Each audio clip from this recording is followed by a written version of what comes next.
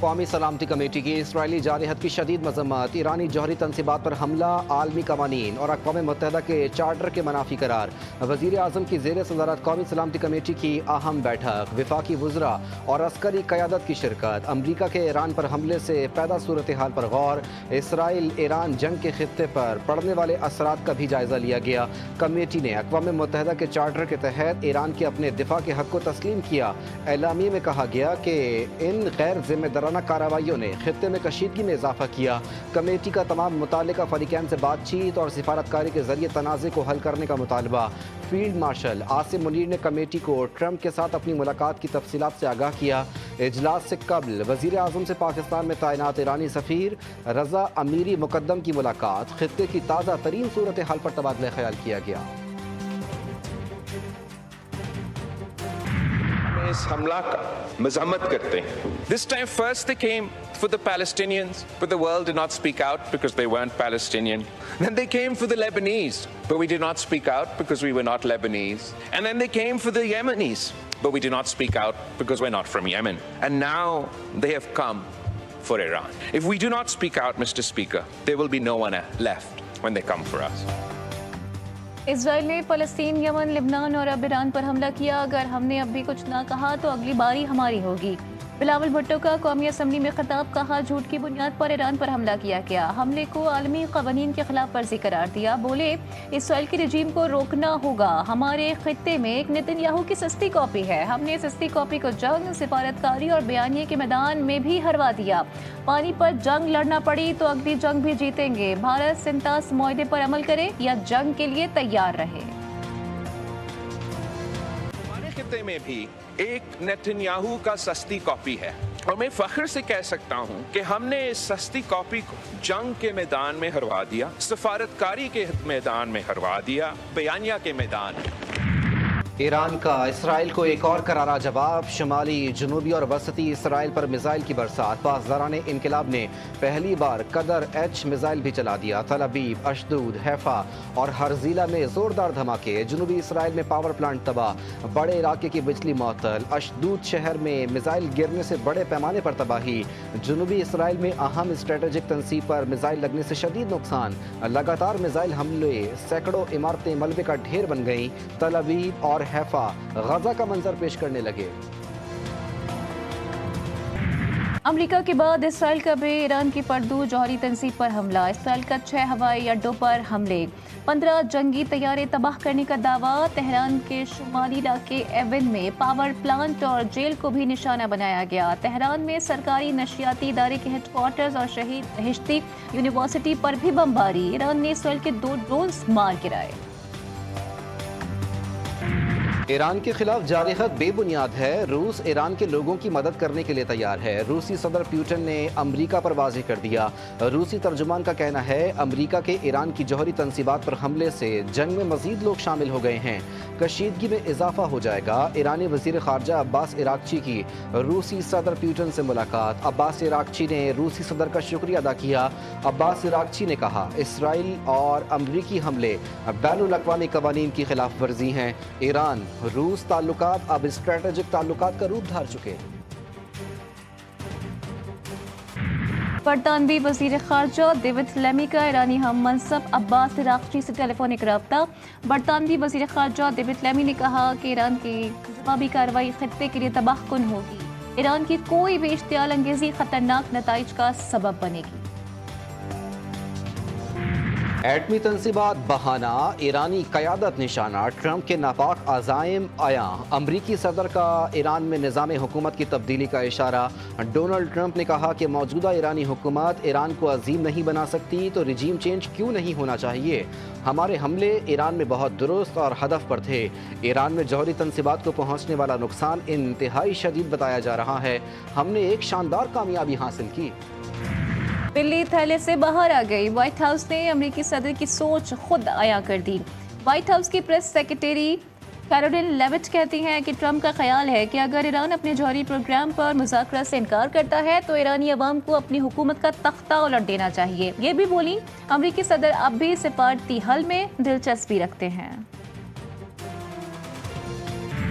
اسرائیل ایران کی تابڑتوڑ حملوں سے پریشان، امریکہ نے عرب ممالک کے ذریعے جنگ بندی کا پیغام بھیج دیا۔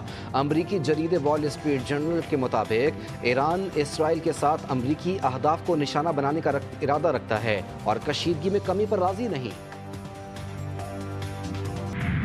صہیونی دشمن نے سنگین غلطی کی ہے، اس سے اب سزا دی جا رہی ہے اور دی جاتی رہے گی۔ ایرانی سپریم لیڈر آیت اللہ علی خامنائی کا بیان۔ آیت اللہ خامنائی کے ترجمان علی شمخانی کہتے ہیں کہ اگر جوہری تنصیبات تباہ بھی کر دی گئیں تو بھی کھیل ختم نہیں ہوا، افزودگی مواد، علمی سرمایہ اور سیاسی عزم باقی ہے۔ نیتن یاہو کو مایوسی کی حد تک لے جا کر سزا دی جائے گی، مجرمانہ اقدام پر اسرائیل کو نہیں چھوڑا جائے گا۔ ایرانی مسلح افواج کے چیف آف جنرل اسٹاف نے صہیونی وزیر اعظم کو خبردار کر دیا، بولے کسی بھی جارحیت کا سخت جواب دیا جائے گا۔ ترجمان ایرانی فوجی سینٹرل کمانڈ نے کہا، مسٹر ٹرمپ آپ یہ جنگ شروع کر سکتے ہیں لیکن ختم ہم کریں گے۔ اسرائیلی جنگی جنون نے دنیا بھر کی معیشت کو مشکل میں ڈال دیا۔ عالمی اسٹاک مارکیٹ میں بھوچال، S&P اور ڈاؤ جونز 0.4% اور نیسڈیک 0.5% کمی کا شکار۔ ایشیائی اسٹاک مارکیٹس میں بھی کمی، نکائی انڈیکس 0.6%، چین کے شنگھائی کمپوزٹ میں 0.1%۔ خام تیل کی قیمتوں میں بھی اضافہ، امریکی خام تیل کی فی بیرل قیمت $76.19 تک پہنچ گئی۔ ایران کا آبنائے ہرمز بند کرنے کا فیصلہ، ٹرمپ کے ہوش ٹھکانے آ گئے، پیٹرول کی قیمتوں میں کمی کے لیے پیغامات دینے لگے۔ ایکس پر پیغام میں کہا، تیل کی قیمتیں کم رکھیں، مہنگی توانائی کو زیر زمین ذخائر سے خام تیل نکالنے کے لیے فوری طور پر کھدائی شروع کرنے کا حکم۔ ہدایت کی کہ ابھی فوراً کھدائی شروع کرو، سب لوگ تیل کی قیمتیں کم رکھو۔ اسرائیلی جارحیت کے اثرات پاکستان پر بھی پڑنے لگے۔ پاکستان اسٹاک ایکسچینج میں شدید مندی، انڈیکس 5 نفسیاتی حدیں برقرار نہ رکھ سکا۔ سرمایہ کار سر پکڑ کے بیٹھ گئے۔ کاروبار کے اختتام پر 100 انڈیکس میں 3855 پوائنٹس کی کمی، انڈیکس 1,16,166 پوائنٹس کی سطح پر بند ہوا۔ 51ویں OIC وزرائے خارجہ اجلاس کا اعلامیہ جاری، اسلامی ممالک کا اتحاد، یکجہتی اور مسلم امہ کی وحدت پر زور۔ اعلامیہ میں کہا گیا کہ OIC دنیا میں بدلتے حالات میں زیادہ فعال کردار ادا کرے۔ OIC نے مسئلہ فلسطین کو تنظیم کا بنیادی محور قرار دیا۔ 1967 کی سرحدوں پر مبنی آزاد فلسطینی ریاست کا مطالبہ۔ اجلاس میں غزہ میں جاری اسرائیلی نسل کشی کی شدید مذمت۔ OIC نے فلسطینیوں کو ان کی سرزمین سے جبری بے دخلی کو مسترد کر دیا۔ سلامتی کونسل کا ہنگامی اجلاس، خطے میں بڑھتی کشیدگی پر بیشتر ارکان ہم آواز، فوری جنگ بندی کا مطالبہ، عالمی قوانین کی پاسداری، شہریوں کے تحفظ اور مذاکرات سے حل پر زور۔ اقوام متحدہ میں ایران کے مستقل مندوب کی امریکہ پر شدید تنقید، امریکی حملے کا بھرپور جواب دینے کا اعلان، پاکستان کا ایران سے یکجہتی کا اظہار۔ قاسم افتخار نے کہا کہ ایران کے جوہری تنصیبات پر حملے UN قراردادوں کی خلاف ورزی ہے۔ روسی مندوب کا کہنا تھا کہ امریکہ نے خود مختار ملک ایران پر بلا اشتعال حملہ کیا۔ چینی مندوب نے کہا کہ امریکہ نے ایران کی خود مختاری اور سلامتی کی خلاف ورزی کی۔ بہادری کے دعوے کرنے والا اسرائیل ایرانی حملوں سے خوفزدہ، ایرانی میزائل گرتے ہی اسرائیلی پارلیمنٹ کا رکن انٹرویو ادھورا چھوڑ کر بھاگ نکلا۔ سائرن بجتے ہی اسرائیلی پارلیمنٹ کے رکن نے دوڑ لگا دی۔ شام میں امریکی فوجی اڈے پر حملہ، امریکی اڈے پر مارٹر حملے کی تصدیق۔ ایرانی خبر رساں ایجنسی کے مطابق شام کے صوبہ حسکہ میں حملے میں امریکی فوجی اڈے کو نشانہ بنایا گیا، علاقے میں سیکیورٹی سخت کر دی گئی۔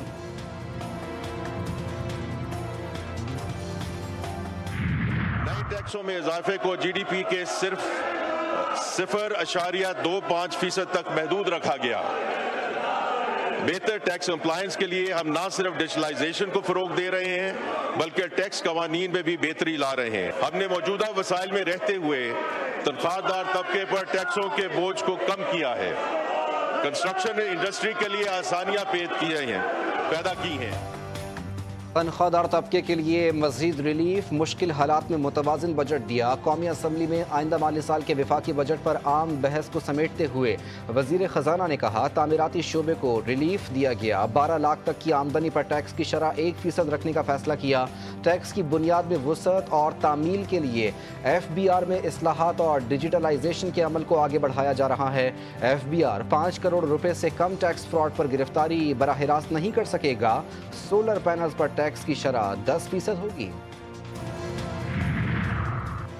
قومی اسمبلی اجلاس کے دوران ہنگامہ آرائی، اپوزیشن نے بجٹ کی کاپیاں پھاڑ دیں، خوب شور شرابہ کیا، اپوزیشن اور حکومتی ارکان میں تلخ کلامی اور دھکم پیل، پی ٹی آئی ارکان نے وزیر خزانہ کی جانیں پانے کی کوشش کی، حکومتی ارکان نے وزیر خزانہ کے گرد حصار بنایا، پی ٹی آئی رکن اسمبلی اقبال آفریدی کی وفاقی وزیر حنیف عباسی سے ہاتھ پائی، دیگر ارکان اسمبلی نے مداخلت کر کے بیچ بچاؤ کرایا، پی ٹی آئی رکن اسمبلی نثار جٹ کا بلاول بھٹو کے خلاف نازیبا الفاظ کا استعمال، اسپیکر قومی اسمبلی نے نثار جٹ کی فوٹیج طلب کر لی۔ رکن قومی اسمبلی شازیہ مری کی اپوزیشن لیڈر عمر ایوب پر کڑی تنقید، کہا کہ بلاول پاکستان کی سفارتکاری کے حوالے سے بات کر رہے تھے، نہ جانے پی ٹی آئی کو کیا تکلیف ہوئی۔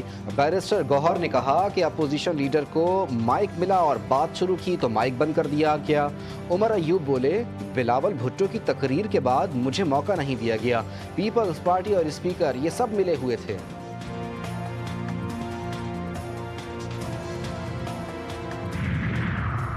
اسمبلی ختم کر سکتا ہوں اور کر بھی دوں گا، وزیر اعلیٰ کے پی علی امین گنڈا پور کی پھر دھمکی، کہا بانی پی ٹی آئی آج حکم دیں تو کے پی اسمبلی تحلیل کر دی جائے گی، بانی پی ٹی آئی کا اختیار ہمارے پاس امانت ہے، جب بھی بانی سے ملاقات ہوگی بجٹ پر رہنمائی دی جائے گی۔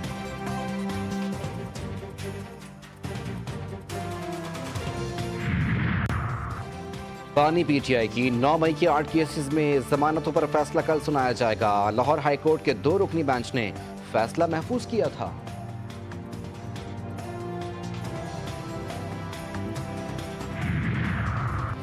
ایران اور اسرائیل کی جنگ میں امریکہ کود چکا ہے، ایران پر حملے کی مذمت کرتے ہیں، پاکستان نے بھارت کے خلاف جنگ میں تاریخی کامیابی حاصل کی، وزیر اعلیٰ سندھ مراد علی شاہ کہتے ہیں اس جنگ میں قوم اور مسلح افواج نے مکمل یکجہتی کے ساتھ دشمن کو شکست دی۔ شرجیل میمن بولے، بھارتی میڈیا جھوٹ پھیلا رہا ہے، پاکستان نے بھارت کو تاریخی شکست دی، بھارت صرف فلموں میں ہی جنگ جیت سکتا ہے۔ مودی سرکار کی تعلیم دشمنی، بھارت کی کئی ریاستوں میں اسکول بند، اتر پردیش میں 5000 سرکاری اسکولز بند کرنے کا فیصلہ، بھارتی میڈیا کے مطابق زیادہ تر 8ویں جماعت تک کے سرکاری اسکولوں کو بند کیا جا رہا ہے، ماہرین تعلیم نے حکومتی فیصلے کو تعلیم دشمن قرار دیا، اپوزیشن جماعتوں کا کہنا ہے کہ بی جے پی بچوں کے مستقبل سے کھیل رہی ہے۔ وزیر اعلیٰ پنجاب مریم نواز کا لاہور کا دورہ، ڈیولپمنٹ پروجیکٹس کا جائزہ لیا، مریم نواز نے والٹن روڈ پر نئے اوور ہیڈ برج اور نو تعمیر شدہ روٹ 47 کا معائنہ کیا، C B D route 47 Maryam Nawaz کے دورے کے بعد عام ٹریفک کے لیے مکمل فعال۔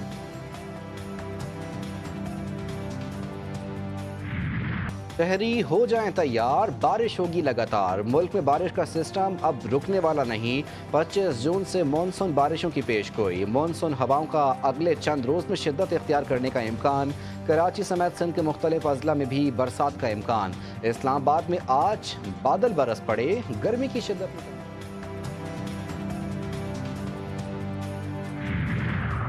انتظامی نااہلی یا ملی بھگت، کراچی کے ملی جیل سے قیدیوں کے فرار میں ہوش ربا انکشافات، قیدیوں کے بیرکوں کو کمزور کنڈیوں اور چھوٹے تالے لگائے گئے، جی ٹی وی نیوز نے جیل بریک کی خصوصی تصاویر حاصل کر لی، قیدیوں کے زور لگانے پر تالے کی کنڈی ٹوٹ گئی۔